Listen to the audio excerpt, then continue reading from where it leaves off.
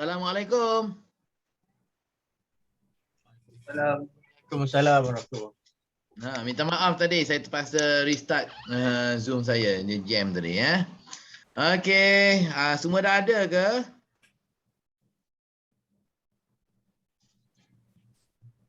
Semua dah ada. Nami, Yuna, Davita. Tukar screen name. Saya tukar screen name.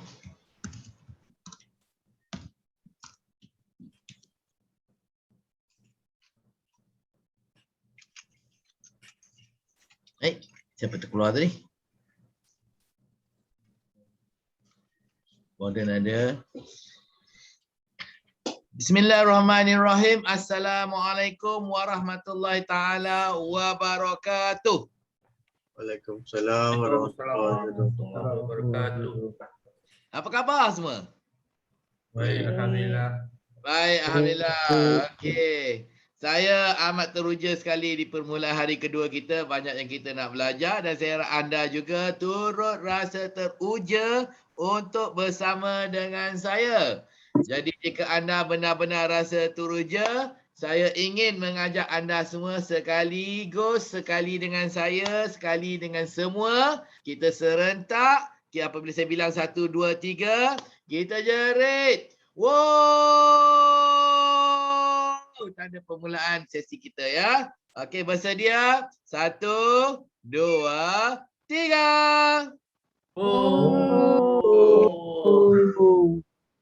Okey, alhamdulillah. Tuan-tuan dan puan-puan, apa masalah PDPR? Apa masalah PDPR? Ramai anak-anak kita kena belajar cara PDPR kan. Tapi apa masalah yang berkaitan, bersangkutan dengan PDPR ni? Susah dia sebab kalau parent dua-dua kerja. Oh, kalau dua-dua kerja. Okey, jadi anak kat rumah kena urus sendirilah PDPR. Okey, selain daripada tu?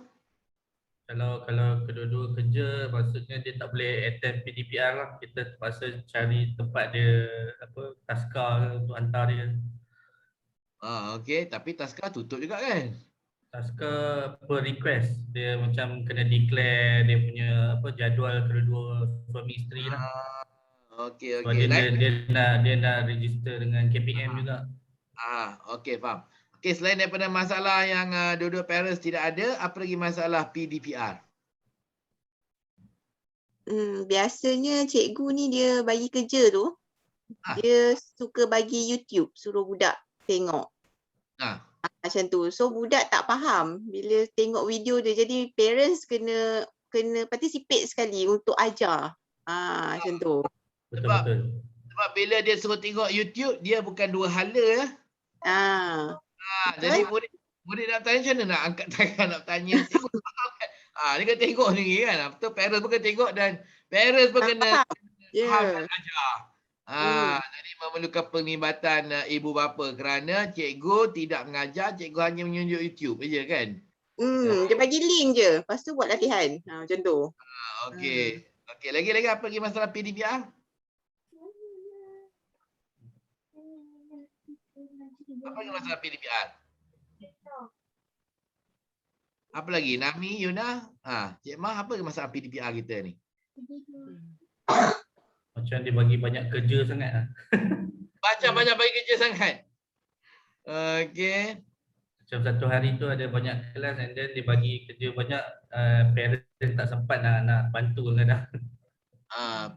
Parents tak sempat bantu, tak apa. Jangan parents tak sempat nak buat kan? Malam baru boleh tengok. Parents tak sempat nak buat kan lagi teruk kan? Anak aku dah tidur, aku yang kena buatkan sampai pukul 2 pagi kan? Ada parents ngeluh macam tu. Kan? Okey, jadi sebenarnya masalah PDPR ni, selain daripada masalah yang diutarakan oleh Nesta dan juga Davita adalah masalah teknologi. Tapi tolak tepilah masalah teknologi dengan alat peranti. Dan masalah komunikasi pula. Kan? Ya, masalah penyampaian yang hamba dan membosankan. Jadi cikgu ni, mereka dekat kelas. Kita tengok cikgu dekat kelas. Cikgu dekat kelas pun dah membosankan. Setuju ke tak? Lepas tu, kena present guna Zoom. Lagilah membosankan. Dekat kelas, kalau kalau dah bosan dekat Zoom, lagilah membosankan ya. Kerana lagi kurang benda yang kita boleh buat kan. Lepas tu, cikgu tu pula tidak sungguh-sungguh. Jadi bila tak sungguh-sungguh nak mengajar, maka dia cara pengajaran dia hambar dan membosankan. Jadi bila membosankan, budak tutup kamera, tutup mikrofon. Budak tidak mahu untuk melibatkan diri.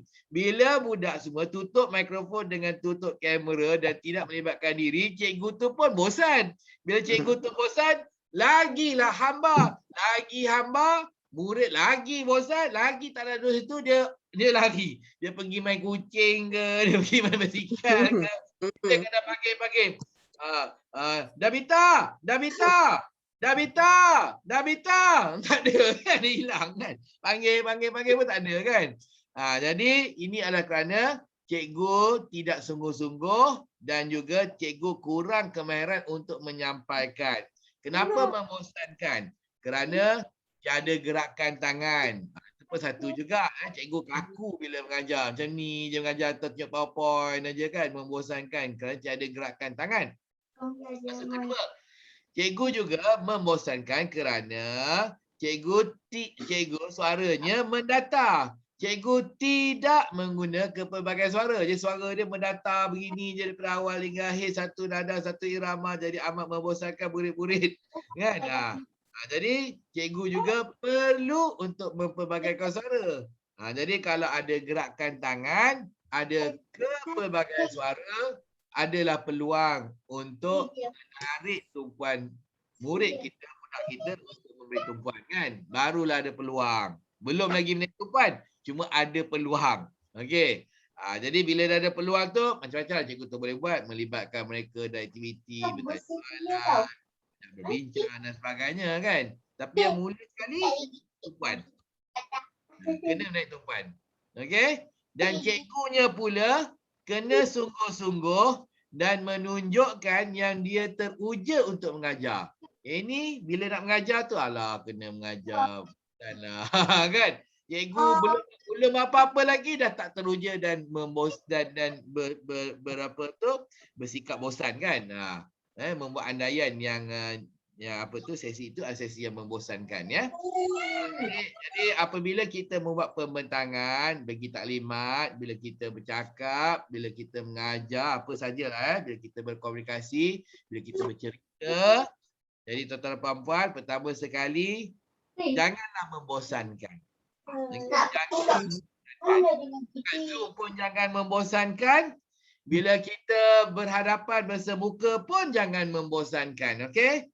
Jadi biarlah kita teruja. Ya, kalau anda nak berlakon teruja pun boleh juga. Boleh buat cara saya. Okey semua kita jari. Yeay! Sebenarnya saya tidak teruja. Ya. Kat mana? Tengok. Siapa jatuh-jatuh. Tapi sebenarnya saya tidak teruja. Ya, tidak. Saya memang teruja. Okey. Kalau nak berlakon teruja pun boleh juga. Boleh buat cara saya. Okey. Jadi ataupun bagi salah. Assalamualaikum. Okey, kita mula sekarang ya. Pun boleh juga.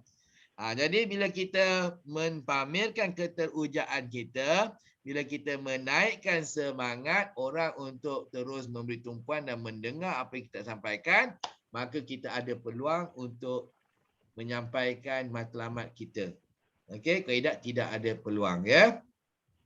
Jadi mulakan dengan keterujaan dan kesungguhan. Bila anda mulakan dengan keterujaan dan kesungguhan, semula jadi suara anda akan menjadi kuat.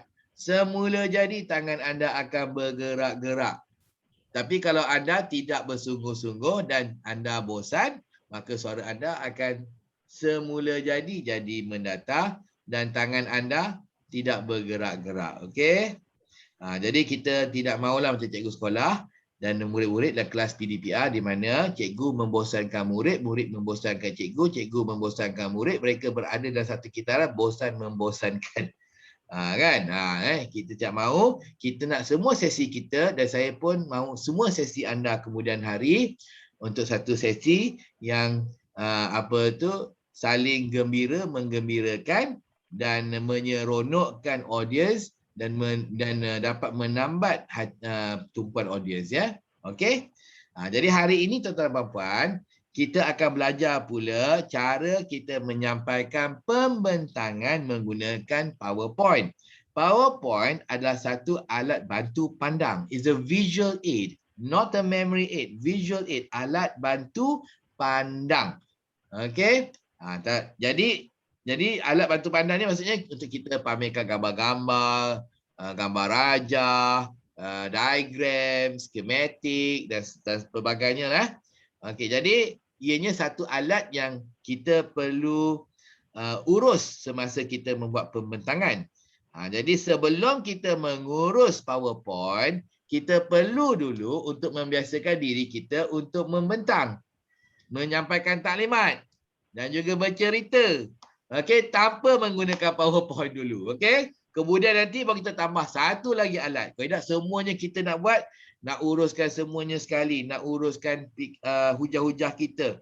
Kita nak ingatkan diri kita untuk gunakan gerakan tangan. Kita nak ingatkan diri kita untuk menggunakan kepelbagaian suara. Jadi semuanya sekaligus kita nak buat, nanti tak terbuat. Okey.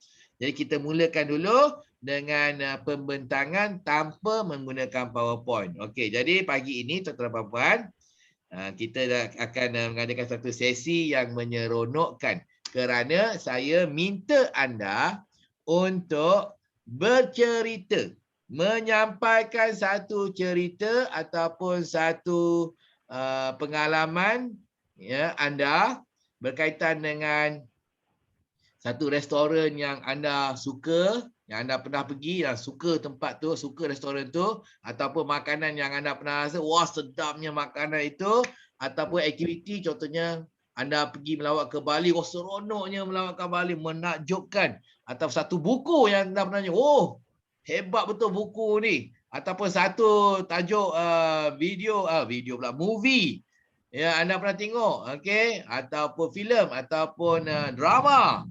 Apa sajalah yang anda pernah alami, okey, makan, minum, tengok, dengar, lawat, apa saja, hobi ke apa ke yang anda seronok dan anda nak berkongsi dengan kami semua. Jadi selalunya bila kita bercerita, kita berkongsi pengalaman kita, apakah matlamatnya? Selalunya lah. Kalau misalnya Nami, kalau Nami bercerita, wah malam-malam saya tengok satu filem, wah hebat, seronok betul lah filem tu. Apa sebenarnya matlamat Nami cerita pada kami? Nak bagi semua orang rasa teruja sama. Selalunya kalau esok kalau kita kata semalam kalau kita tengok kan, pagi ni datang nak cerita ke orang. Nak cerita ke orang selalunya nak suruh pergi tengok lah. Oh, okey. Betul tak? Kalau Cik Mah pergi satu restoran, wah hebat, seronok betul restoran. Oh apa tu? Restoran tu happening ah. Okey. Kan hipster kan? Lepas tu sampai pejabat cerita ke orang. Untuk apa ah? Untuk share keseronokan berada di tempat restoran tu lah. Dari segi layanan dia, makanan dia, murah. Tapi kenapa nak share keseronokan itu? Sebab kita satisfied, jadi kita nak orang pun kunjungi juga restoran tu. Itulah, nak pujuk orang pergi ke restoran itu. Yes. Walaupun kita tak ada share dekat situ, jadi kita, makanan yang sedap tu kita nak share dengan kawan-kawan kita lah. Bila kita nak share tu maksudnya kita nak dia pun pergilah. Tidak apa pergi share kan? Ya. Jadi katakan Yuna, kalau aktiviti Yuna panjat bukit ke apa ke, oh seronoklah panjat bukit ni, hebatlah panjat bukit ni. Dia tak apa cerita pasal panjat bukit. Mestilah nak pujuk orang apa Yuna?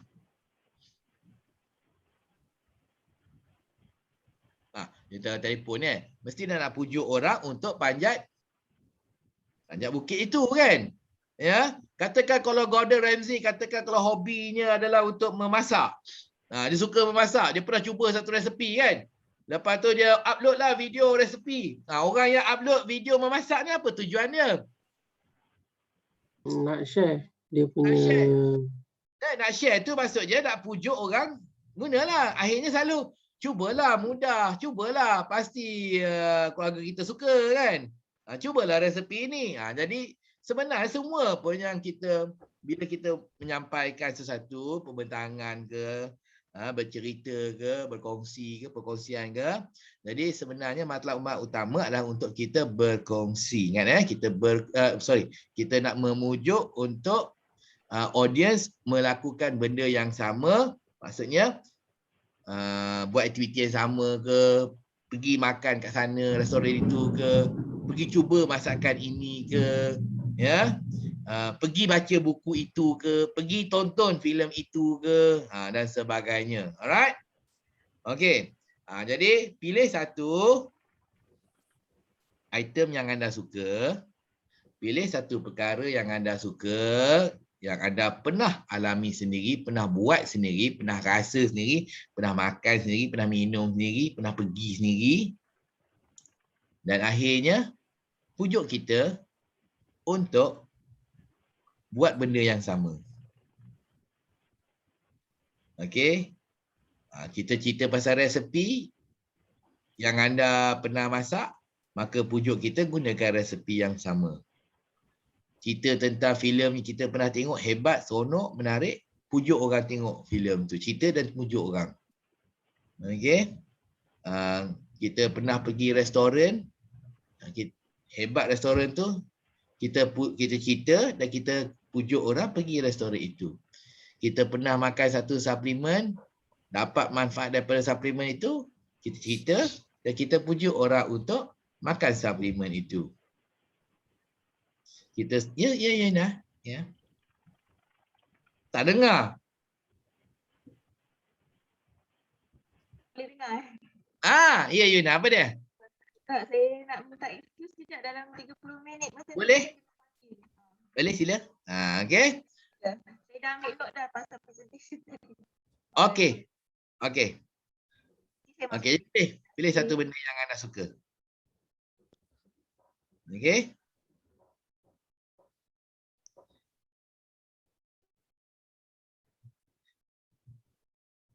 Nak pujuk orang cuba satu jenis makanan tak sama dengan pujuk orang pergi ke satu restoran. Tak sama. Ya, restoran. Pergi tempat tu. Makanan, kau kena cuba makanan ni. Kan? Mana-mana pun boleh, tapi kau cuba makanan ni. Itu lain pula. Itu nak cuba makanan. Ya. Fikir apa satu benda. Satu je.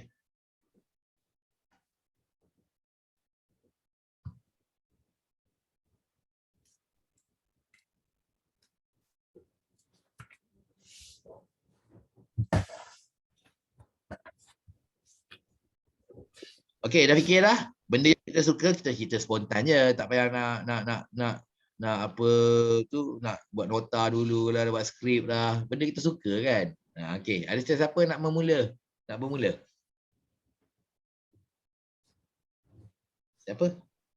Nak mula?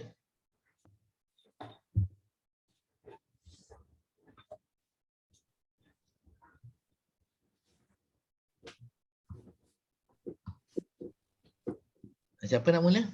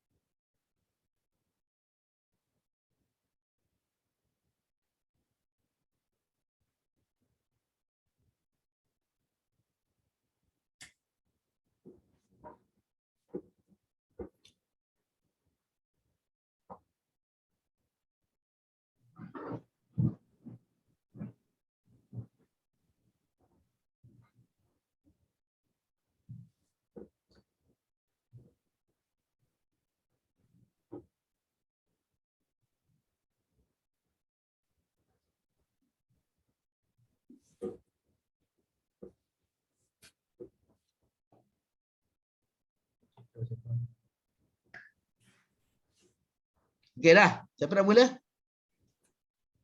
Mula dulu boleh kot? Boleh saja. Kita mengalu-ngalukan anda ya. Okey, baik tuan-tuan. Encik Inesta akan menyampaikan satu pembentangan. Jadi jom kita sambut dia. Apabila saya bilang 1, 2, 3, kita jerit Inesta. Okey, bersedia? 1, 2, 3. Inesta. Okey Inesta, silakan. Okay, Assalamualaikum dan selamat pagi semua. Pagi. Saya hari ini nak cerita pasal pengalaman saya lah berkenaan online shopping. Online shopping, okey. Okey, sekarang musim PKP kan, dan saya sebelum ni jarang buat pembelian secara online sebab disebabkan PKP kita terpaksa membeli secara online. Okey, baik. Melalui Shopee ataupun Lazada lah platform. Okey. And then keterujaan saya beli 2-3 barang semua okey dan mendapat barang yang betul. Bila dah lama-lama saya semakin gairah beli barang yang mahal. Semakin gairah beli barang yang mahal. Okey. Okey, saya beli saya ingin beli Microsoft Surface tablet. Saya tengok harga dia lebih diskaun lebih kurang 1,000 lah. Murah.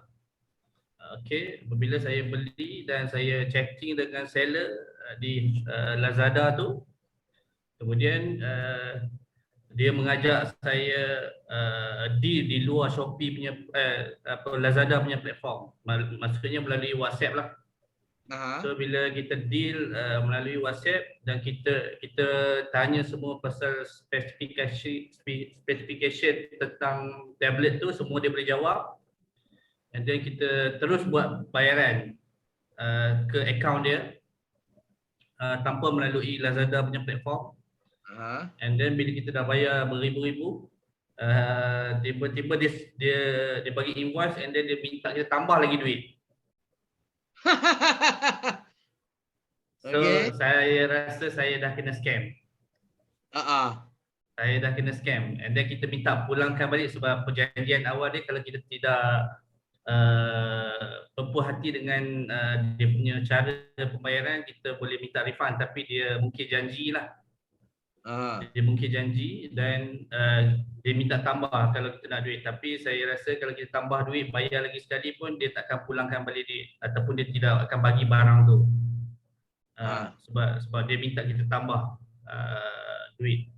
And then kita rayu minta pulangkan duit, dia still tidak benarkan juga. Dia tidak pulangkan duit. Jadi apa tindakan saya buat report polis lah. Report polis dan report kepada Lazada. Kemudian report polis pun telah berjalan. Lazada pun telah ban dia sekarang. Telah ban dia. Dan kita reda lah berkenaan apa. Reda sebab kita tahu kes scammer ni memang banyak di Malaysia ni. So kebarangkalian untuk dapat duit tu balik agak sukar sebab dia menggunakan akaun orang lain. Mungkin akaun siapa-siapa lah, dan maklumat yang dia bagi tu mungkin tidak betul, macam nombor IC, gambar IC dia kata untuk kita trust dia lah. Itu semua fake lah. Pengajaran daripada cerita ni, saya untuk kes-kes barang yang lagi murah daripada market price, perlu cek di laman web CCID polis lah untuk cek nombor akaun dan nombor telefon dia untuk cek sama ada pernah ada laporan polis atau tak untuk ni. Tapi kesilapan saya tidak cek dulu sebab ini kira pengalaman pertama saya lah. So perlu cek di laman web CCID PDRM lah untuk cek sama ada akaun tu ID PDRM boleh type dekat chat tak? Boleh type dekat chat. Boleh cek dekat web browser lah. Type CCID. Inesta boleh type tak apa tu dekat chat box kita tu. Dia punya dia punya tu.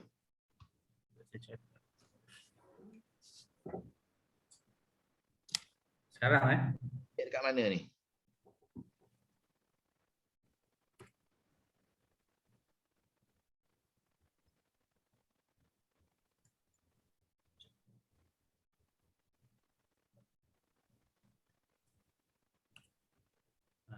Saya dapat.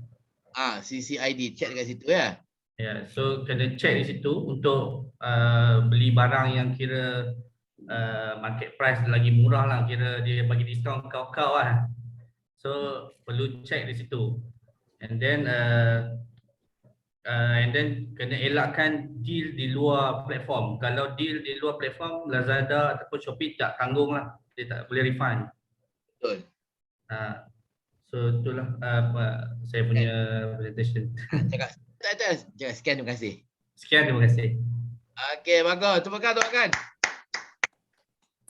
Okey, yang ini dia berkongsi, dia bercerita, tapi dia menyeru kita untuk pertama cek dekat CCID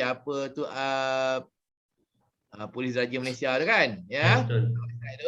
Lepas tu nombor 2, Inesta suruh kita jangan deal di luar Lazada, luar Shopee Di luar platform. Jangan. Itu betul. Jangan deal di luar. Sebabnya kalau kita deal guna bayaran melalui platform ni, bila kita terima barang baru dia release duit pada seller. Jadi selamat kita sebenarnya kalau tak sampai barang atau barang tu salah dan sebagainya, kita boleh komplain dan dia hold duit tu kan. Tapi kalau kita deal kat luar, tak ada apa lah. Itu antara awak dengan seller lah. Betul. Ya. Okey, bagus. Terima kasih kerana berkongsi. Saya suka cara awak berkongsi kerana awak bercerita tentang pengalaman awak. Bukannya kawan saya pernah kena scam. Tak, ni awak sendiri ya. Jadi mengajak orang untuk berhati-hatilah bila time PKP kita sentiasa nak beli online kan. Ya. Maksudnya awak memujuk kami lah. Okey, untuk berhati-hati 2 perkara tu kita buat. Check dekat website dan juga untuk jangan deal menggunakan platform. Jadi sebenarnya bila kita cerita ni ada dua lah sebenarnya. Satu yang mula saya kata positif. Positif tu, wah seronok lah tengok movie tu, seronok. Pergilah tengok. Saya seru awak, pergilah tengok. Okey. Satu lagi, ya Allah semalam aku tengok satu movie ni membosankan, teruk. Jangan tengok. Tu pun seruan juga. Seruan jangan tengok. Satu lagi, pergilah restoran tu, sedap lah makan, happening, hipster. Pergilah.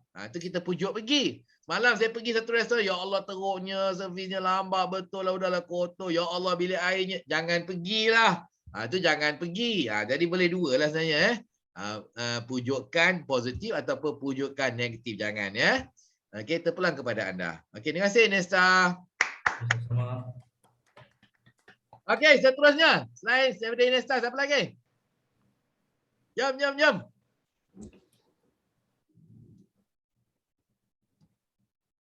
Azizul. Aku pula. Okey. Boleh.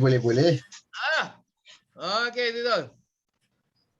So, Assalamualaikum. Selamat pagi. So, hari ini saya nak kongsi sikit berkenaan dengan perkhidmatan agak barulah kat Malaysia. Perkhidmatan, awak cakap perkhidmatan macam penghantaran makanan. Tapi penghantaran makanan yang merentas negeri. Selalu kita tengok penghantaran makanan hanya sekitar-sekitar je lah. Dengar tak?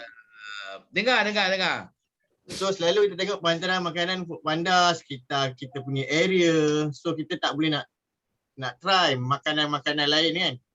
So yang ni kalau siapa-siapa peminat nasi kandar, selalu kalau kita sekarang ni kita nak pergi ke Pulau Pinang pun tak dapat.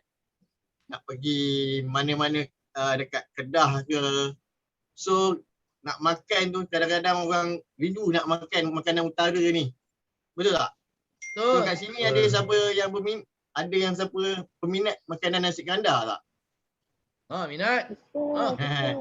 So macam contoh yang famous agak-agak kita boleh try. Selalu saya tengok dia punya perkhidmatan akan ada mi patah, nasi kandar kampung Melayu, nasi kandar apa lagi, din maju. So tu yang agak famous lah. Tapi sekarang ni kalau kita nak pergi ke Penang memang tak lepas lah. So kita guna perkhidmatan ni dan perkhidmatan ni dipanggil nasi kandar transporter dan harga dia yang dia jual juga munasabah lah bagi kita. Untuk satu nasi tu lebih kurang dalam RM12 untuk lauk ayam lah.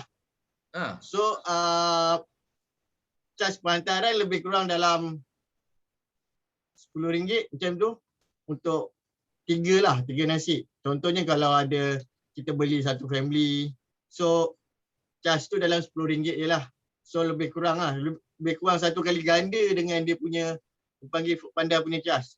Kalau Foodpanda punya charge lebih kurang dalam RM5, betul? RM5. Betul, RM5 kan. So kalau yang ni lebih kurang 2 kali ganda lah. Kalau sini RM5, sana lebih kurang RM10. Okey. Cuma untuk perkhidmatan ni dia hanya buat pada hari Sabtu, Jumaat, Sabtu, Ahad, Isnin. 3 hari saja. So nasi kandar ni memang orang cakap memang fresh lah, sedap. Sebab dia akan hantar daripada makanan tu akan diambil daripada Penang dan dia akan hantar dekat KL ni lah. So lebih kurang dalam pukul 4 ataupun sekitar 4 hingga pukul 6 petang lah kita akan boleh dapat nasi tu. So biasanya penghantaran ni kita tak ada penghantaran ke rumah lah maksudnya. Cuma penghantaran tu dia bagi tempat checkpoint gitu untuk kita collect nasi tu. Okey, baik. So untuk pilihan nasi kandar dekat Penang ni kita ada banyak. Macam saya pula yang berniaga, bukan saya berniaga tak bukan apa saya tu. yang berniaga. Awak cerita sebab awak nak pujuk kita guna nanti kan. So untuk pilihan nasi kandar kalau kat Penang ni sebenarnya lebih kurang ada 7-8 lah pilihan nasi kandar yang famous lah. Cuma style dekat nasi kandar transporter ni dia akan minta kita join Telegram dia. So dia akan bagi tahu untuk hari Jumaat nasi kandar apa yang dia akan hantar. So kalau maksudnya dia ada 2 jenis nasi kandar. Setiap hari ada 2 kedai. Dia akan bagi list. Contoh kalau hari Sabtu dia akan buka nasi kandar Din Maju, Kampung Melayu. So kalau hari Ahad pula dia akan tukar lah, selalu dia akan tukar-tukar. So kita boleh try semua. So kalau kita nak pergi ke Penang memang orang cakap memang takkan dan lah. Memang waktu sekarang pula waktu sekarang pula dengan PKP lagi semua ni. So bagi saya perkhidmatan macam ni agak menarik. Kalau kita kata memang kita peminat nasi kandar, kita tertarik lah nak makan nasi kandar macam ni, nak dapat. Kalau ada lagi perkhidmatan macam ni, kalau dekat sebelah apa makanan yang dekat Johor, ada lagi perkhidmatan dekat Johor pula. Kalau ada lagi dia boleh tawarkan dekat Johor, contohnya sup tulang ZZ ke apa benda ke. So benda tu menarik lah, perkhidmatan penghantaran makanan yang merentas negeri ni. So kalau siapa yang berminat boleh tengok IG Nasi Kandar Transporter dekat IG dia, dekat Facebook. So kita boleh survey lah. So setakat ni review saya untuk perkhidmatan ni lebih kurang dalam 4.8 lah. Bintang lah saya bagi. 4.8 lah. So setakat ni saya pun dah lebih kurang 10 kali dah kot. 10 kali dah dekat PKP ni dah 10 kali dah saya try nasi kandar menggunakan perkhidmatan ni lah. So saya kalau siapa yang peminat boleh cuba, boleh try order dulu satu try. So boleh tengok dulu. Nanti boleh review lah sendiri macam mana. Okay. Terima kasih. Okay, bagus. Tepukan. Okay, yang ini dia cerita tentang perkhidmatan nasi kandar transporter dan tujuan dia akhir sekali kita dengar tadi nak pujuk kita apa? Cubalah.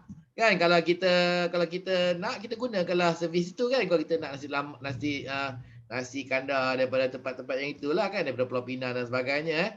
Saya sendiri guna juga servis transporter, tapi bukan nasi kandar transporter. Saya punya nasi kandar online. Nasi kandar online ni bukan hanya daripada Pulau Pinang je, daripada tempat lain pun ada. Kedah ada, daripada Pahang ada, daripada Johor ada, daripada Ipoh ada. Yang saya order tu daripada Ipoh. Saya daripada Ipoh.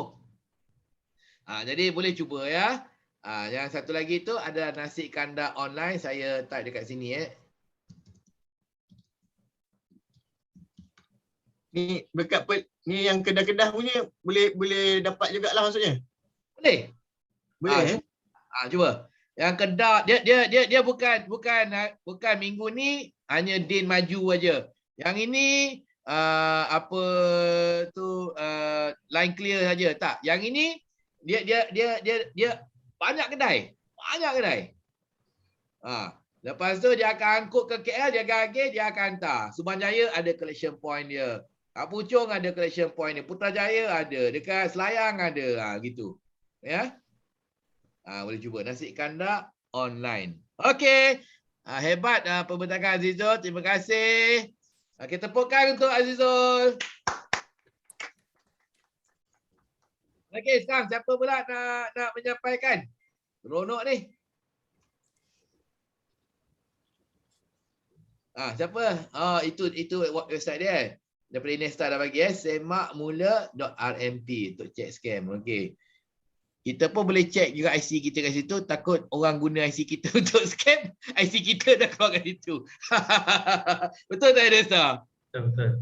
Mana tahu orang dah salin IC kita ataupun nombor akaun kita, buka akaun, jadi dah naik nama kita, nombor IC kita kat situ. Apa kita sedari, bukan kita scammer.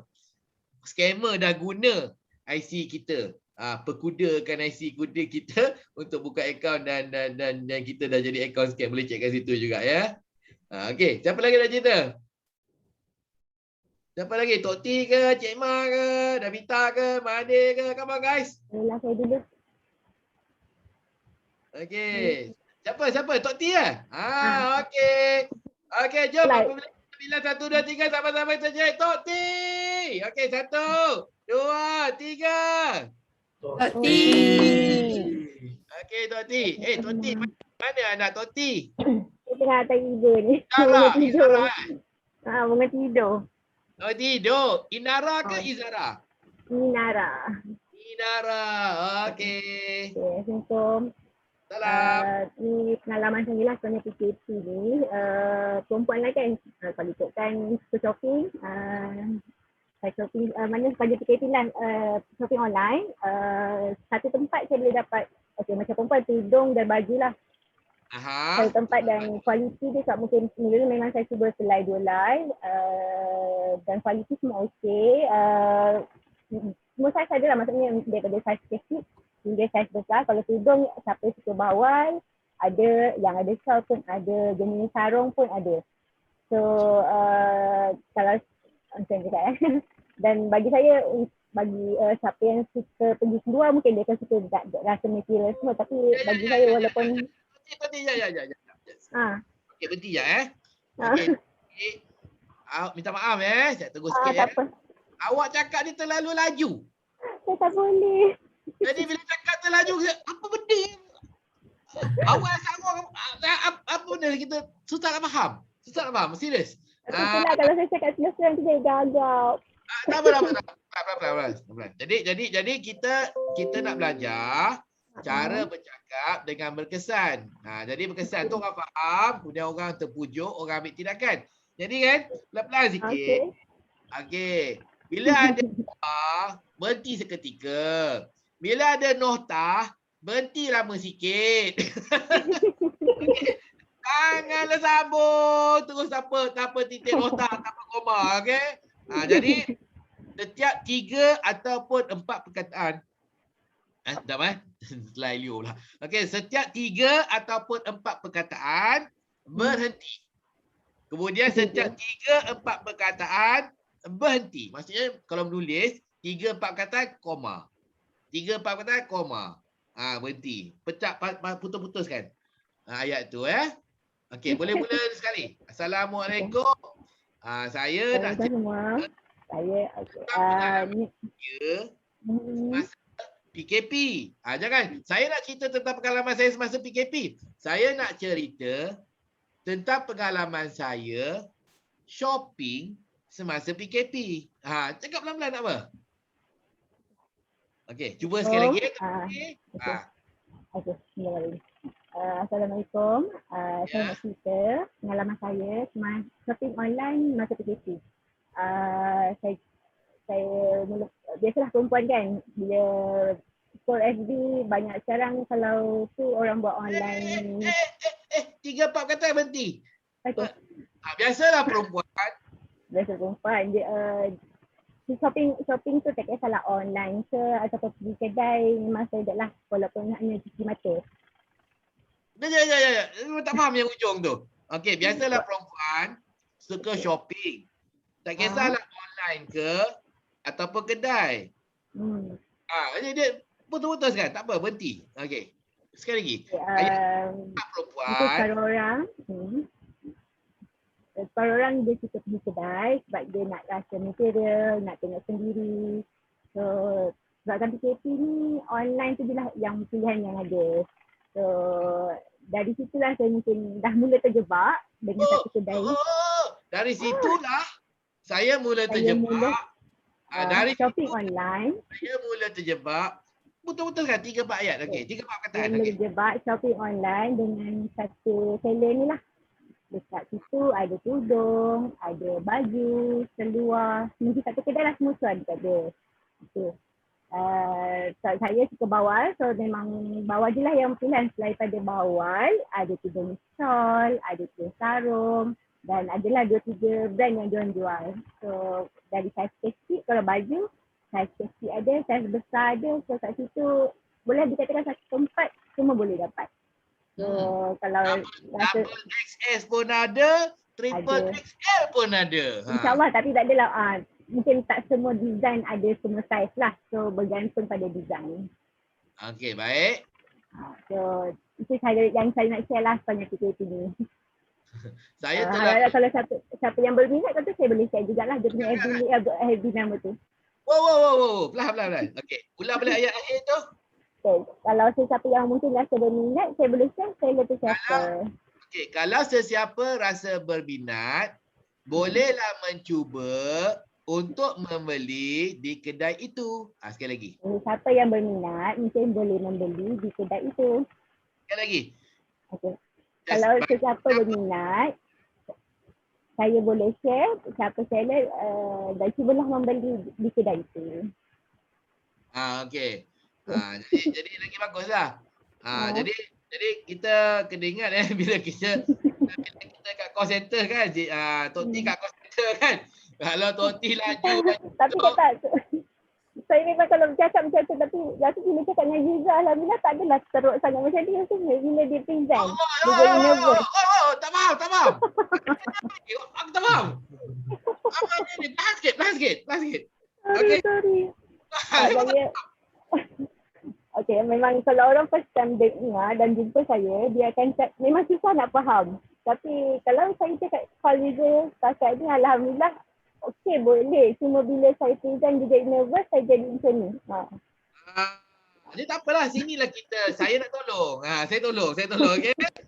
Jadi sepanjang hari ni cakap ni Tok Tim cakap, saya akan suruh perlahankan. 3-4 perkataan berhenti. Gitu ya. Supaya lagi orang faham. Dan seperti saya katalah kan, bakal melonjak kerja. Okey, mungkin selama ni yang menghalang Tok T nak lonjak jadi senior mungkin yang ini. Kita pun tak tahu juga. Selain daripada benda-benda lain lah kan. Jadi saya nak bantu yang ini. Okey, jadi perlahan-lahan kan. Okey. Okey, bagus Tok T. Okey, jadi kalau dah cakap, pergilah. Apa nama sellernya? Apa nama websitenya? Kan? Nanti kau cari share. Boleh share je kat chat box tu. Okey. Letak kat chat box tu ya. Okey, bagus. Okey, terima kasih.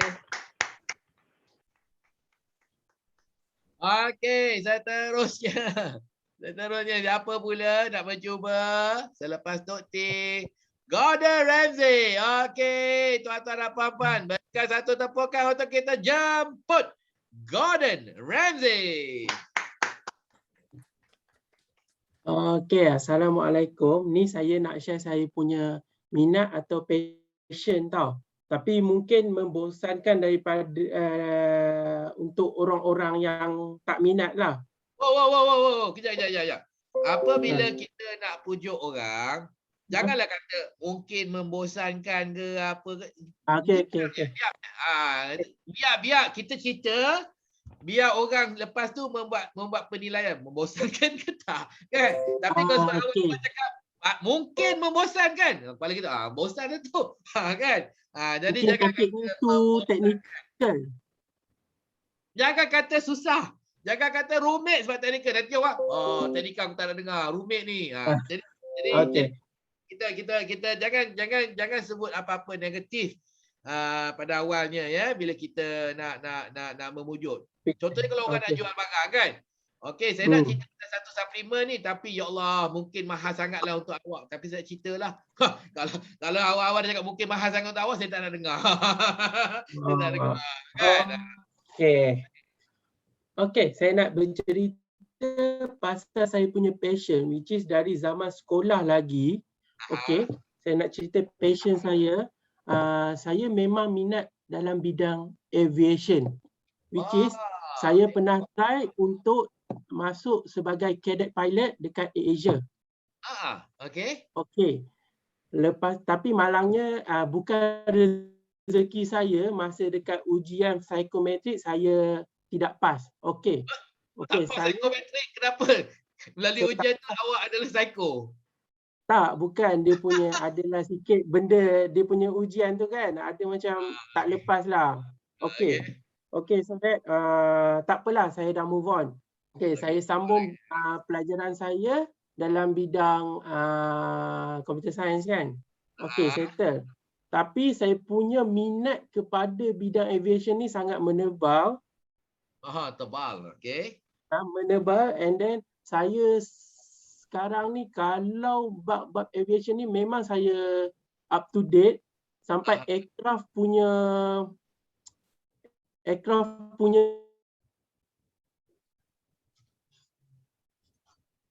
dah. Hello. Ni hujan ni dia guna internet tu kot, internet Astro kot. Pasal diganggu oleh cuaca. Astro ada internet juga kan. Hello Gordon. Disconnect. Gordon. Dah keras macam ni lah. Dah keras dah. Okey, tak apa. Nanti dia kembali, kita suruh dia sambung. Part dia kata minat dia menebal. Okey.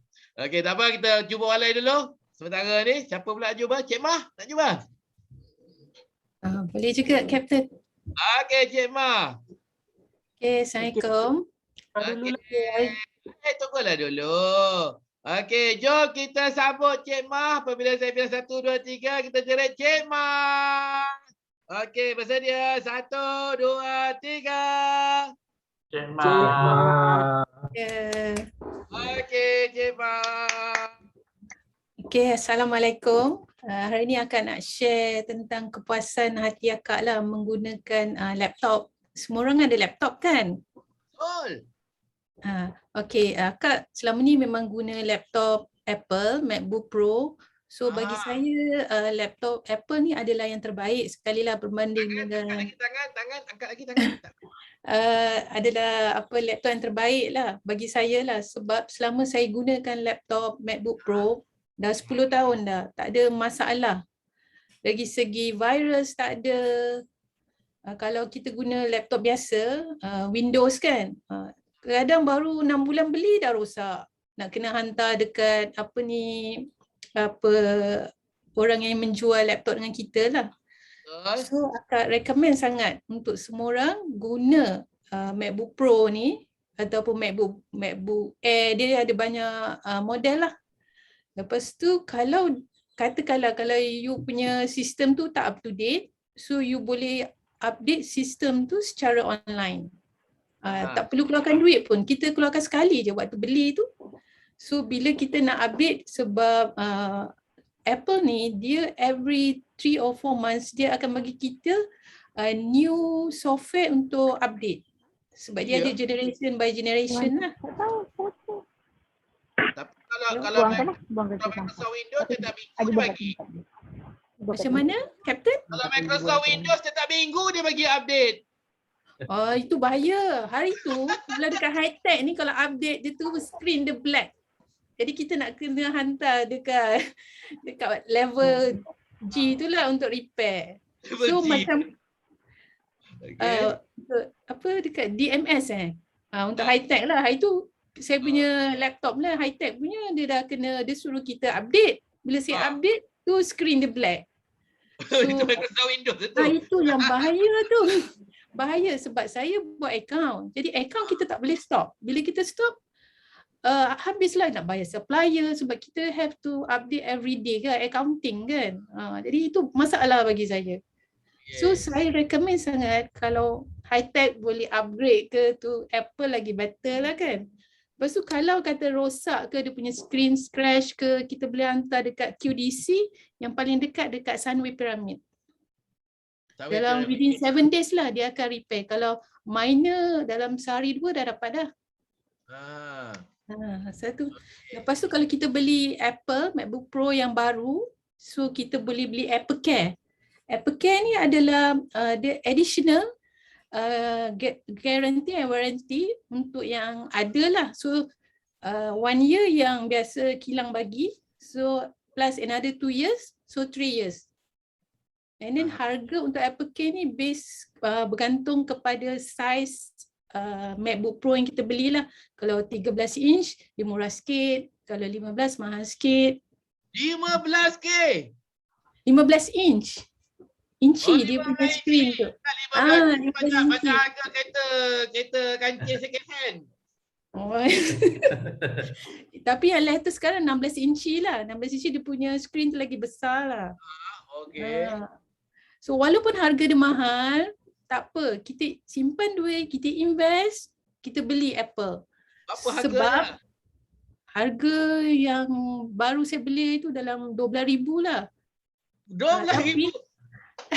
Tapi Captain, kita boleh pakai 10 tahun. Kalau 12,000, kita divide by 10 years kan. So baru 1,200 setahun. Setahun, RM100 setahun. Berbaloi kita beli. RM100 sebulan lah. RM1 sebulan je. Berbaloi kita beli. Kita invest untuk long term sebab saya ada satu laptop yang lama saya dah beli 2009 sampai sekarang boleh pakai lagi. Sebab dia punya sistem tu kita boleh update sendiri sampai latest punya boleh update. Walaupun dah lama saya beli tapi masih boleh pakai lagi. So saya recommend lah untuk semua untuk personal use gunalah. Kita beli Apple walaupun mahal tapi berbaloi untuk long term. Itu sajalah akak nak share. Okay, terima kasih. Okay. Tapi high tech yang dia bagi tu bukan Apple kan? Dia tak bagi MacBook Pro kan? Dia bagi Lenovo. Tapi untuk kira senior manager atau senior boss lah, diorang pakai MacBook. High tech bagi? Macam high tech Eco mostly dia punya bos-bos tu semua pakai Apple. Jadi Cik Mah ni dah masuk kategori senior manager lah ni, SM kan? Tak, itu I punya personal. Personal. Bukan belum lagi SM lah. Ingat dah SM dah dapat Apple. Ada. Tu saya simpan duit banyak-banyak kan, simpan sikit-sikit saya belilah. Tapi Kak, kalau MacBook macam kerja saya tak boleh pakai MacBook sebab ada certain software kan? Contoh Microsoft Visio, Microsoft Project tak support dekat MacBook. So all to all saya kena guna Microsoft juga. Sebab ada certain macam saya nak buat structure, design, pasal architecture semua tak boleh pakai MacBook sebab MacBook tak support untuk Visio. Dia macam tu lah. Tapi untuk personal use tu Kak memang cara akak cakap tu memang betul. Memang tak boleh disangkal lagi. Memang MacBook power. Durability dia memang power. Itulah. Akak beli 2009 sampai sekarang boleh pakai. Hari tu hantar QDC sebab dia punya sistem tu saya upgrade. Tapi tersalah upgrade. So hantar dekat QDC Sunway tu. Within 3 days, dia repair, dia hantar balik. And then semua data dalam tu tak hilang. Itu yang a good thing lah about Apple ni. Tapi mahal sikit, walaupun mahal, kita divide. Kalau 10 tahun kita spend kat 10,000 dah berapa kan? Mana setahun 1,000 je. Kira berbaloi lah. Betul lah saya kira tadi harga 12,000. Kalau 10 tahun maksudnya setahun 1,200. Betul. Kan? Bulan 100 je. Itulah. Ni Mahathir macam harga kau beli motor je lah kat kedai RM1 sekian. Tunggu 10 tahun lah. Macam beli motosikal, bayar dekat kedai acong tu kan RM100 sebulan kan. Betul. Tapi sekarang Swish, Captain Swish dia ada buat pembelian secara kita boleh kredit lah 3 tahun, so kita bayar monthly. Dekat Swish Sunway lah, Sunway. Kedai Sunway dia. Yes. Kalau guna credit card 0% interest. Betul, agree, Gordon. Jadi yang ini Cik Ma tengah pakai guna Apple lah ni. Guna Apple lah, Captain. Okay, tak sound. Okay. Cantik lah. Clear your screen ni apa semua kan. Alhamdulillah. Gordon mesti tak pakai Apple. Tengok tadi dah tertentang keluar kan. Bukan. Saya punya line hari ni management buat preventive maintenance dekat saya punya resident ni. So line putus-putus. Ingatkan awak pakai internet Astro kan, tengah hujan ni kan dia. Tak ada, sorry. Nanti saya sambung balik boleh? Boleh. Tadi kami pun nak minta maaf sebab masa awak terkeluar tadi kita tunggu sekejap awak tak masuk. Kita mulakan dulu dengan Cik Mah tadi. Tak apa. Sebab internet kan, technical issue. Kejap. Okey tuan-tuan dan puan-puan. Okey, tadi kita dah dengar ada pembentangan tentang Apple. Jadi Cik Mah apa matlamat dia? Cik Mah nak pujuk kita pergi beli. Kan? Kita tentang faedahnya, harga dia lah apa semua kan. Dia buat perbandingan lagi pula tu Apple lawan Windows kan. Dengan aftercare service apa semua. Habis tu akhir sekali je lah dia kata dia pujuk kan. Belilah, gunalah Apple kan, berbaloi. Jadi jelas sebenarnya pembentangan Cik Mah adalah bukan hanya bercerita tentang Cik Mah, kepuasan Cik Mah menggunakan, kemudiannya adalah untuk memujuk. Kalau kita tak cerita kat orang, buat apa? Kalau kita tiada tujuan atau matlamat untuk memujuk, apa dia cerita kat orang kan? Buat sendiri je lah kan. Jadi kita bercerita tu sebab kita nak pujuk lah tu. Ya, okey, terima kasih Cik Mah. Hebat. Okey, jom sekali lagi kita nak dengar cerita tentang minat Gordon terbang yang mendebal. Saya ingat lagi. Saya ada minat, saya masih lagi mendebal cerita dia. Okey, boleh sambung kat situ ya. Okey, apabila saya bilang 1, 2, 3, jom kita sama-sama kita cari Gordon. Okey, 1, 2, 3. Gordon. Okey, silakan. Assalamualaikum. Sorry tadi. Okey, saya nak sambung pasal aviation. Saya memang minat dalam bidang aviation. Actually, sampai sekarang saya punya minat tu sampai dekat type of aircraft, apa engine yang aircraft guna. Tangan. Apa yang aircraft guna. Contoh kalau Malaysia Airlines, dia pakai aircraft apa updated aircraft yang dia guna sekarang. Okey. Tujuan saya kat sini untuk buka mata dan buka minda kepada ibu bapa yang kalau nampak anak dia tu cenderung untuk minat dalam bidang aviation.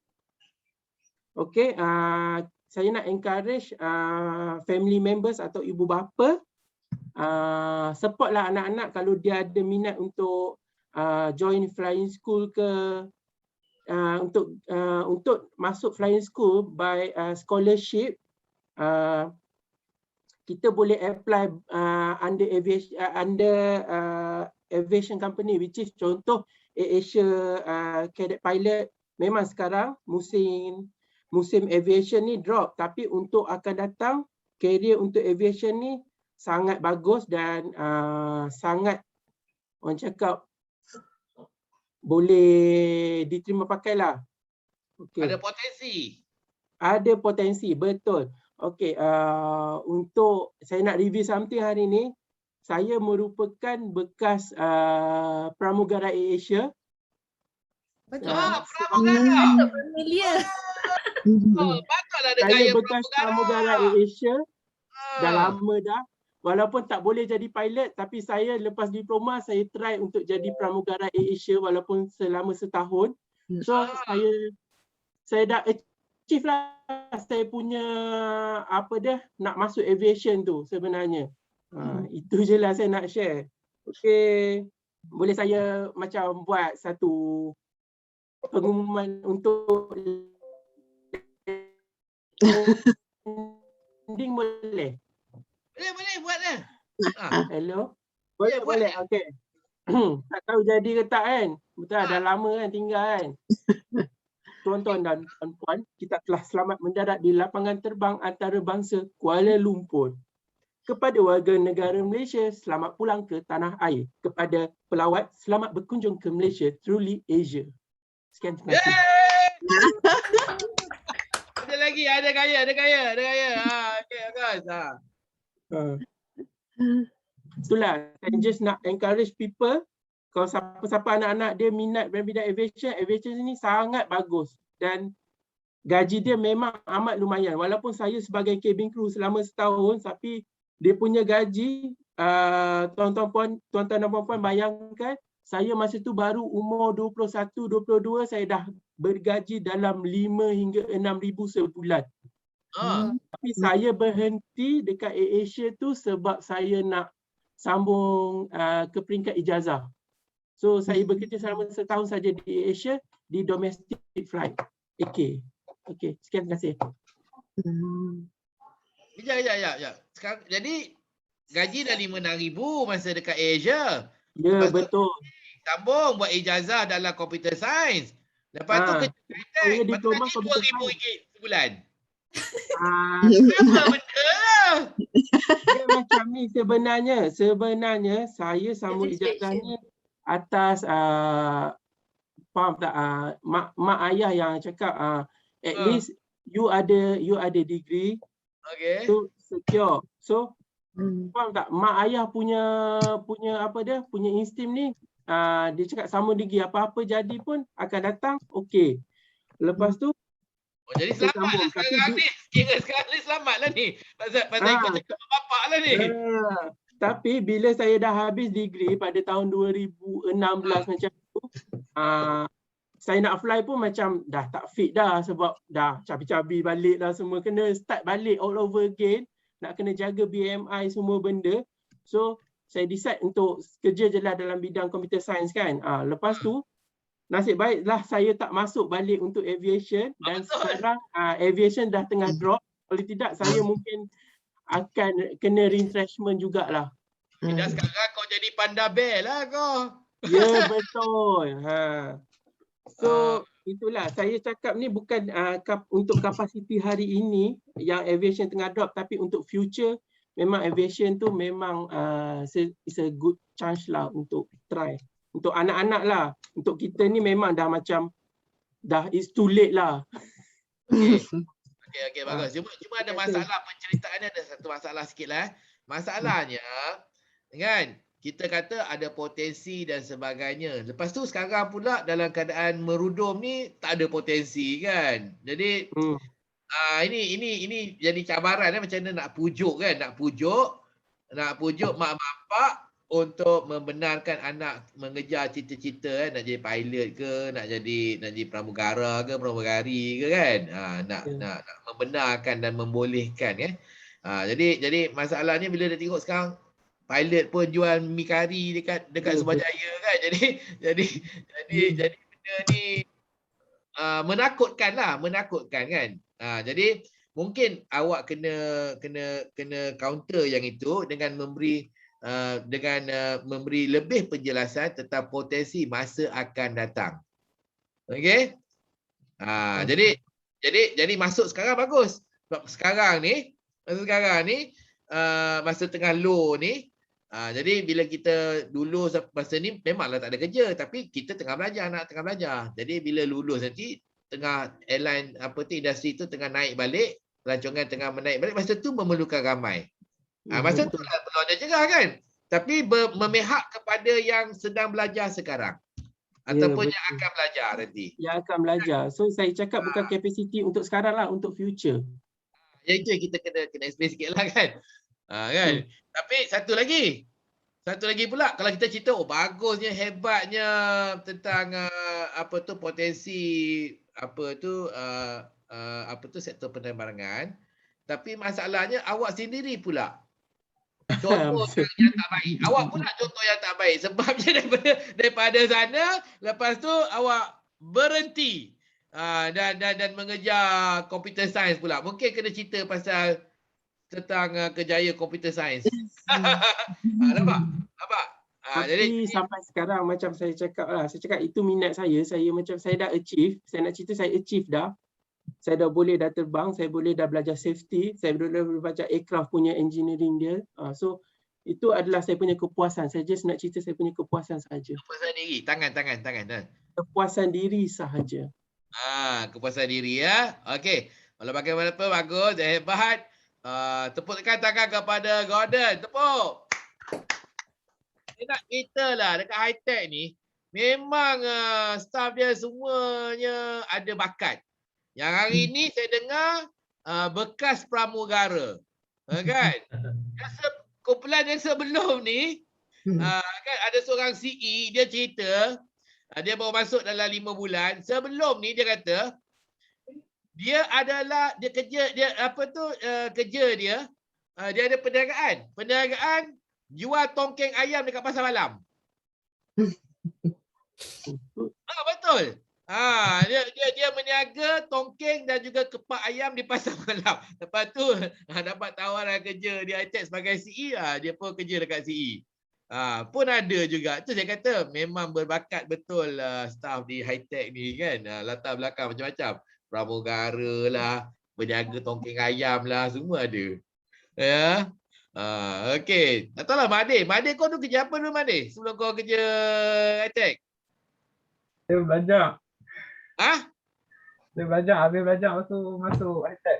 Belajar, tak ada pengalaman kerja kat tempat-tempat lain dah. Terus belajar, terus Okey, terima kasih Gordon. Okey, tepukkan kepada Gordon. Okey, seterusnya siapa mula?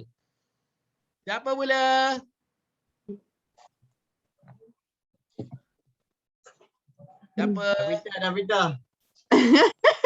Okey, Davita. Nama anda telah diseru. Okey. Aja je. Okey, kita jerit Davita. 1, 2, 3. Davita. Okey, Davita. Over to you.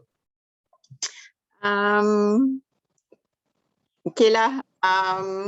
Masa PKP ni, actually banyak dah mula pun. Assalamualaikum. Assalamualaikum dan selamat pagilah semua. So masa PKP ni sebenarnya banyak habiskan masa tengok movie. Tangan. So macam kita perempuan ni memang banyaklah suka tengok movie kan. So tapi movie tak adalah macam yang jenis-jenis yang macam have fun lah, yang macam tak berat sangat. Tapi memang nak suggest kat you all untuk tengok lah movie ni kan.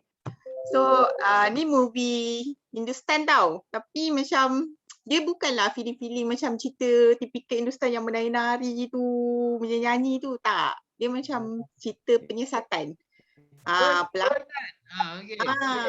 So pelakon dia ni Amitabh Bachchan. Memang kenal kan Amitabh Bachchan kan? So perempuan dia tu macam tak kenal saya, tapi dia dah banyak jugalah cerita-cerita yang dia berlakon lah. Yang paling baru yang Hassan Duba ke apa nama dia. So yang ini kita nak cerita ni pasal satu cerita nama dia Badla tau. Badla. Nanti you all boleh search lah cari. So cerita ni Dia pasal pembunuhan. Actually perempuan ni dituduh membunuh kekasih gelap dia dekat sebuah bilik hotel tau yang berkunci. Tapi dia tak mengaku dia yang bunuh. So perempuan ni dia dah kahwin, dah ada anak, tapi dia ada kekasih gelap lah macam tu. So dia dituduh bunuh kekasih dia tu lah. Betul? Hindustan memang gelap lah. Handsome. Handsome, okay. So cerita dia, perempuan ni dia kena tangkap and then dia hire, dia memang ada lawyer. Lawyer dia kenalkan dia dengan satu lawyer yang macam terkenal lah, yang boleh selamatkan dia lah daripada tuduhan membunuh tu. So cerita dia memang banyak twist lah kat situ. Dia cerita lah yang pasal dia sebenarnya, dia cerita kat peguam tu lah. Awalnya semua ni terjadi, katanya dia ada pergi bercuti dengan boyfriend dia ni. Sebelum kejadian bunuh tu lah. Dia ada pergi bercuti dengan boyfriend dia ni. So masa on the way nak balik, dia accident dengan boyfriend dia tu. Dia terlanggar satu lelaki, budak. Macam budak muda lah, dia terlanggar. So dia punya cuak tu, dia ingat yang orang tu dah mati. So dia kata boyfriend dia tu suggestkan dia orang untuk sembunyikan mayat tu supaya dia orang tak dituduh membunuh lah. Sebab dia orang terlanggar secara tak sengaja accident tu. So boyfriend dia ni suruh dia pergi bawa kereta yang lelaki tadi yang kena langgar tu. Lelaki tu dah mati kat sebelah kan. Dia letak kat sebelah. Dia pergi satu tasik tu, dia tolak kat situ. So masa perempuan tu pergi bawa kereta tu, yang boyfriend dia tu dekat kereta dia lah. Boyfriend dia tu kebetulan pula terjumpa dengan ada satu pasangan suami isteri yang dah berusia. Rupa-rupanya bila dia ikut orang tu, sebab kereta dia rosak, dah accident tu, tak boleh bergerak. So dia ikutlah suami isteri tu. Suami isteri tu kata boleh tolong repairkan kereta dia. So bawa lah suami dia tolong repairkan, lepas tu ajak pergi rumah. So dekat rumah tu baru tahu rupanya parents tu adalah parents kepada budak lelaki yang dilanggar tadi tu. Sebab mak dia tunjuk gambar anak dia. Dan kebetulan mak dia macam risau anak dia tak boleh balik. So mak dia call anak dia tu. Kebetulan yang dia ni pegang telefon budak tu. Berbunyi. Santai kat situ. Ya, tapi dia macam pura-pura dia cakap dia terduduk kat telefon tu. So mak dia macam pelik lah kan. Takkan anak dia keluar tak buat telefon kan. So lepas tu dia dah gelabar, dia cakap dia nak balik dah. Kan. So yang dia lepas tu dia pick up lah perempuan tu dekat satu tempat lah. Lepas perempuan tu dia dah tolak kereta, budak tu masuk gaung tu, masuk tasik tu, dia ambil perempuan tu. Okay. So dia ceritalah peristiwa tu. So lepas peristiwa tu berlaku, keluarlah kat berita pasal budak ni hilang. So parents dia dengan mak ayah dia lah. Parents dia ni, mak ayah dia ni memang merayu siapa yang tahu pasal anak dia ni, bagi tahu.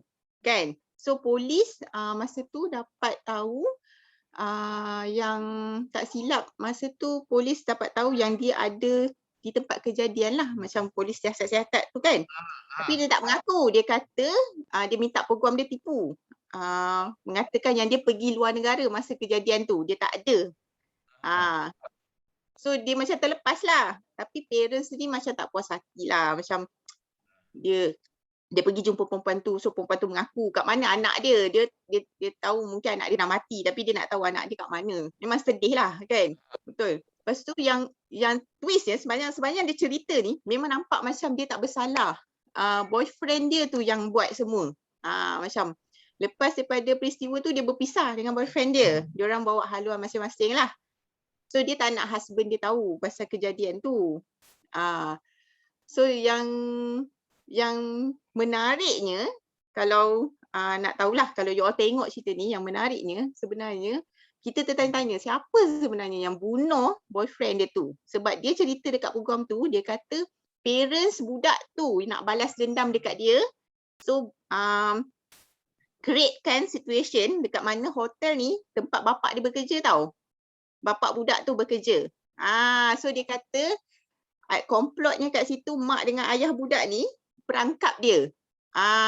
Diorang ada cara untuk masuk bilik tu, lepas tu kunci sebab dia kata masa kejadian tu dia pengsan. Masa yang lelaki tu mati kena bunuh, dia pengsan, dia tak sedar, dia tak tahu apa jadi. Tak tahu je lelaki tu mati. Dia kata macam tu, dia claim. So dia tuduhlah parents budak tu yang bunuh. Dia kata dia ada cara nak masuk dekat dalam bilik hotel tu. Sebab dia kan bekerja hotel, bapak dia tu. Tapi sebenarnya pemilik hotel, pemilik. Tak pekerja dekat hotel tu. Macam manager lah. So dia memang ada access lah nak masuk dekat mana bilik-bilik dekat situ. So dia tuduh lah. Dia kata bapak lelaki tu, budak tu yang bunuh, yang buat nak bagi dia kena tuduh tu. So memang nak cerita ke ending dia, you all gila tengok. Tapi memang best lah. Sebenarnya siapa yang bunuh tu? Sampai cerita je habis. Tak payah cerita sampai habis. Jadi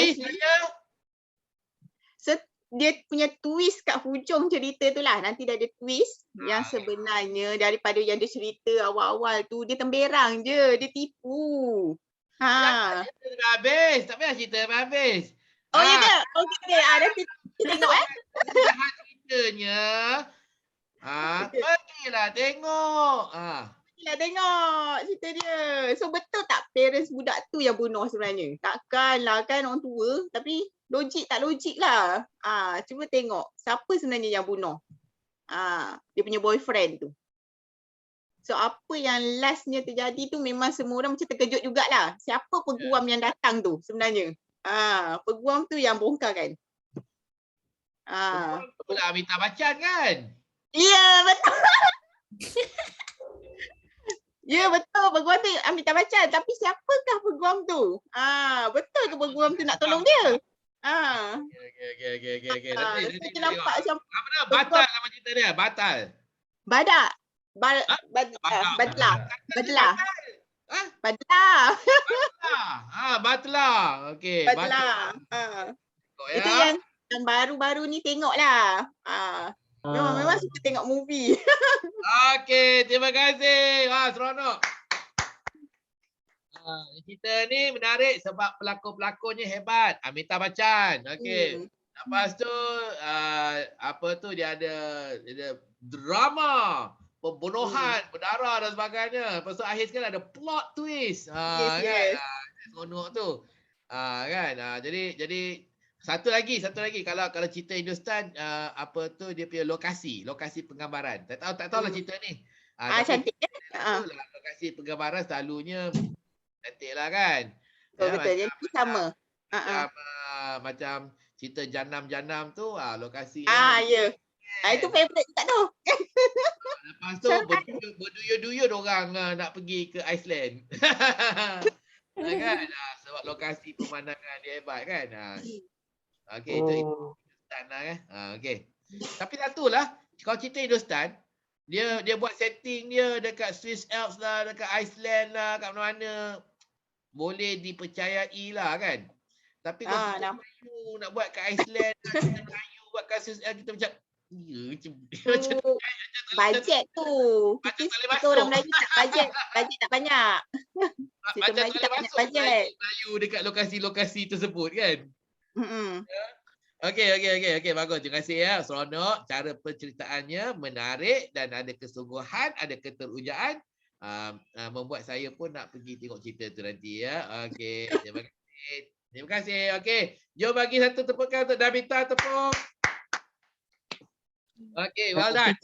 Kejap nak bagi tanya Kak Dabita ni.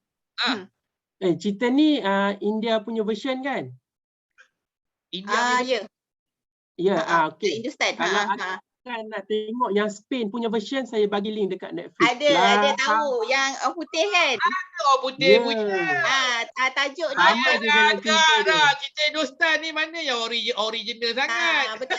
Sebab dia daripada cerita English tu apa tajuk saya tak ingat. The Invisible Guest. Yes, The Invisible Guest. Betul. Saya ada bagi link, saya ada share link. Betul. Sebab kalau nak tengok dekat Netflix ada dua-dua cerita tu. Ada. Ada betul. Best Sebab gila. tengok yang Hindi tu sebab dia orang kata yang Hindi tu lagi dramatik. Cuba tengok. Tapi dia punya jalan cerita sama kan? Betul. Saya ingat saya nak tengok yang Hindi dulu baru tengok yang Spanyol punya. Saya Amitabh Bachchan. Saya nak tengok dia jadi lawyer. Amitabh Bachchan tahun lepas kena COVID ya, tapi dia pulih lah, dia selamat lah. Tahun lepas ada dia masuk hospital kena COVID. Okey. Terima kasih ya Davita. Terima kasih. Sekali lagi tepukkan. Wah, macam-macam kita dah dengar ini. Kita dapat idea tengok movie lah. Kita dapat idea nak apa tu trade in kereta kancil kita dengan apa tu MacBook lah. Kita dapat idea untuk beli tudung bawal. Kita juga diingatkan jangan membeli apa tu di luar daripada platform Lazada dan pelbagai lagi ya. Banyak kita belajar ini. Okey, terima kasih semua. Okey, ada lagi ni. Yang belum habis lagi ada beberapa order si kanda online. Kita Nami lah, Nami. Nami belum lagi. Okey, Nami. Okey, jom kita seru dia. 11 1 2 3 kita sebut Nami. Okey, 1 2 3. Nami. Nami, over to you. Okay, Assalamualaikum. So hari ni saya rasa saya macam nak cerita pasal pengalaman saya, tapi macam peringatan dekat kita semua jugalah. Okay. So pernah ke yang kita yang ada kat sini ni kehilangan orang yang tersayang secara mengejut? Ada. Okay, saya pun baru tak adalah baru tapi dah 2 tahun experience benda yang sama. Saya kehilangan ayah saya pagilah lepas subuh tu secara mengejut sebab semalam masa hari sebelum tu saya jumpa lagi, kita orang satu rumah kan. Saya duduk dengan parents saya sebab saya belum kahwin.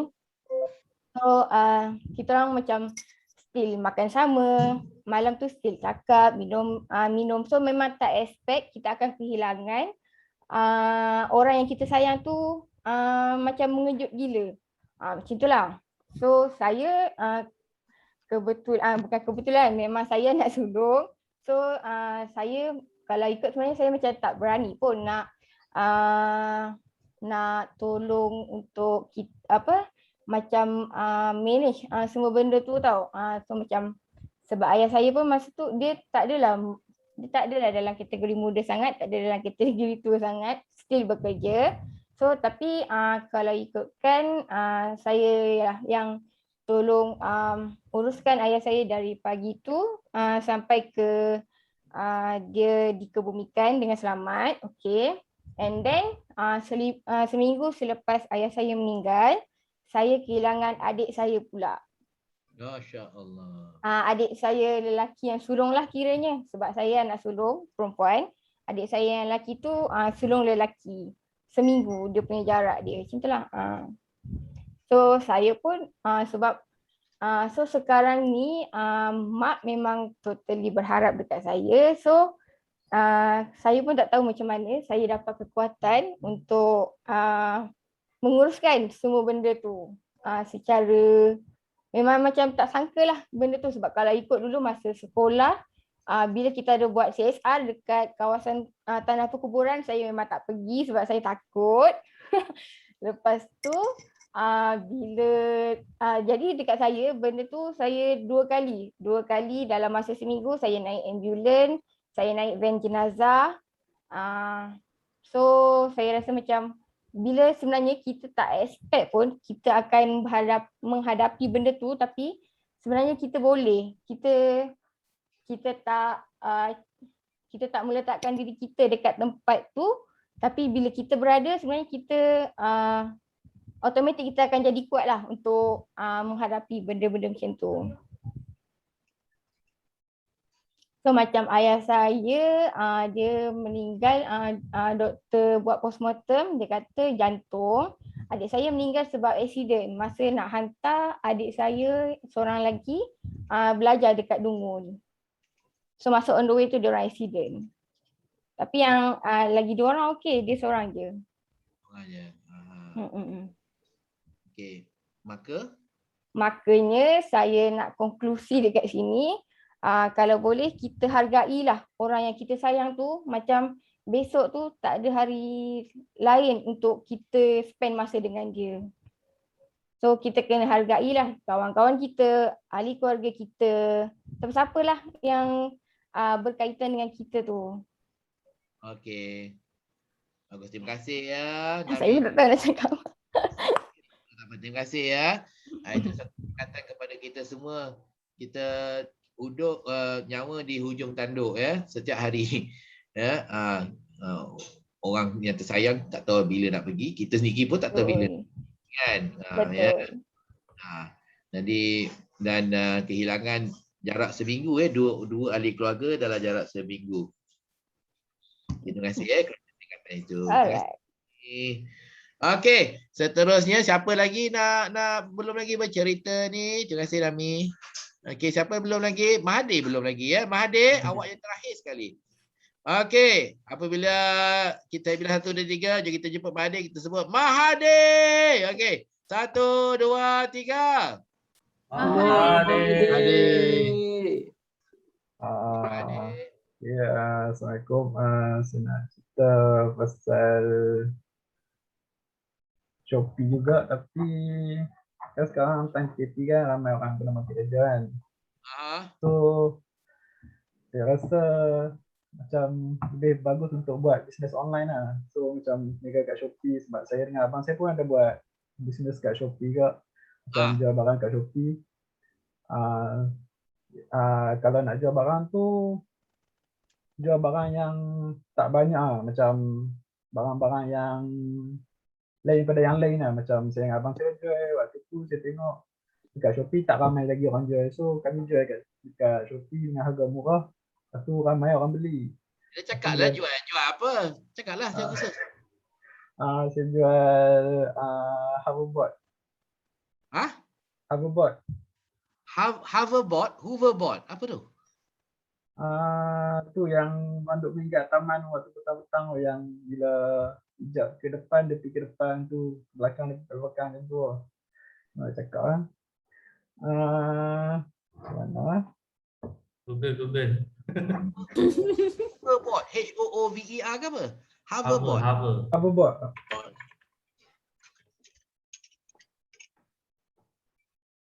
Okey, tak apa, cerita je dulu. Ini gunanya PowerPoint. Jadi gunanya PowerPoint, nanti kita guna PowerPoint. Jadi bila part macam ni, ini kita tunjuk gambar dia sebab kita untuk kami, untuk saya dengan Davita memang tak boleh gambarkan hoverboard ni apa. Kita tak tahu kan.